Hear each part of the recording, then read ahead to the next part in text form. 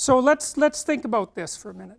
I've already offered you a proposition, and I think it's an important proposition, and I'm offering you this proposition so that you can make sense of art and literature and mythology and religion and dance and all those strange ritualistic things that human beings do, which seem central to us, including, not least, the ineradicable tendency of us to seek out stories of heroes.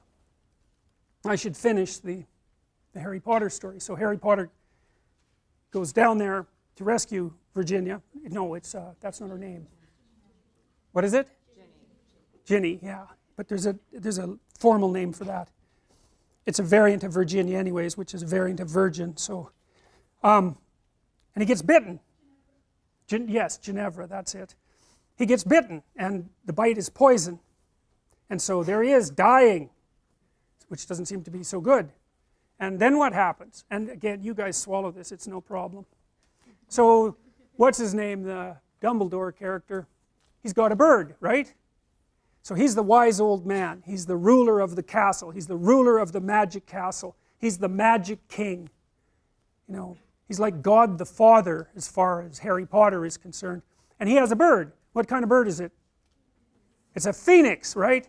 And one of the things that's very strange about a phoenix is that, well, it's immortal, but in a strange way. You know, it lives and lives, I think, 100 years, and it gets older and older, and then one day, poof, it bursts into flames and turns into an egg, and then you get a new phoenix. So that's a symbol of transformation.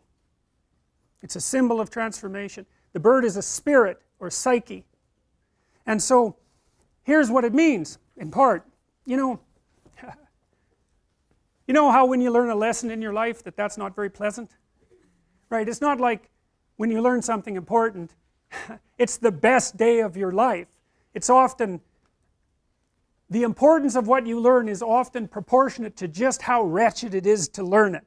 You know, you learn things the hard way. You learn things by getting hit, because obviously, if what you're doing is working, you get what you want. There's no learning in that, and that's happy. It's when you're doing something and you hit an obstacle, and maybe you bloody well hit it hard, and then you recoil, and then you down into the depths you go, and you have to sort yourself out, and you realize that you're this particular kind of idiot, and that you should probably fix that, and that's really annoying and difficult, and and maybe you're down in the dumps and anxious for quite a while, and then you get it repaired more or less, and you put yourself back together.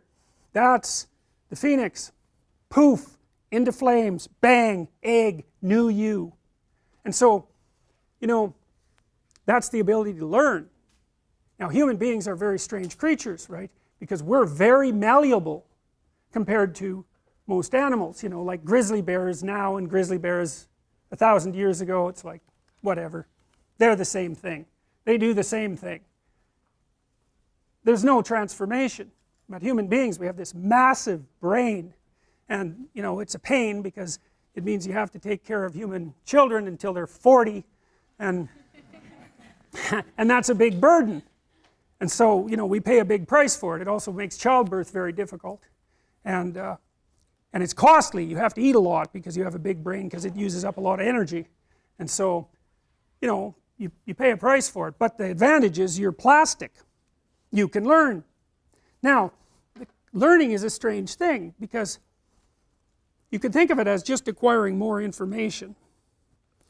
But you could also think of it, and this is more accurate, as finding out something that you're doing wrong, so that's sort of built into you, like a character element of your character, a presumption of your perception, or a deep habit. It's really built into you. It's a neural structure, right? It's alive. And you have to kill it, because it isn't working properly.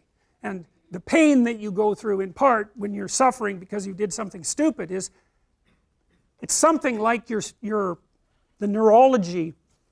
I can never get this quite right. It's the pain of the death of that structure.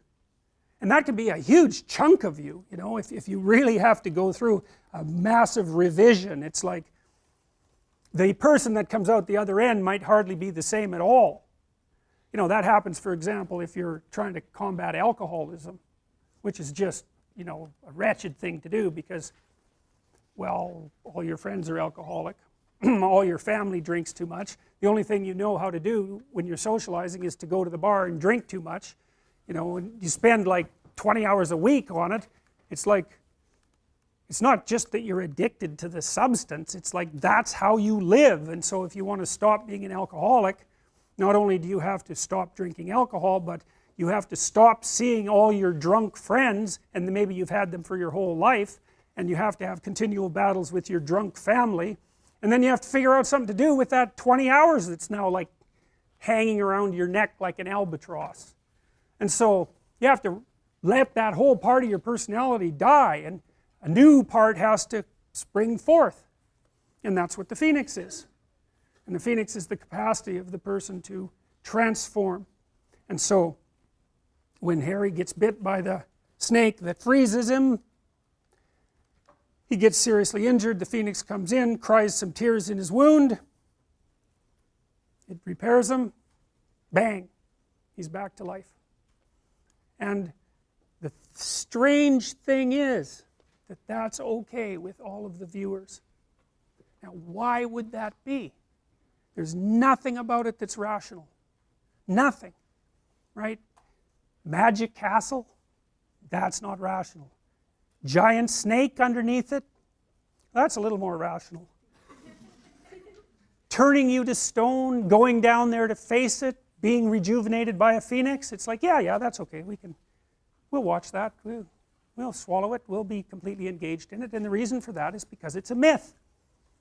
It's about how people, it's a meta story about how to act, about how to conduct yourself in the world, to face the things that you're afraid of that would otherwise paralyze you, to let the death of what is insufficient about you occur, and then to wait for the rebirth.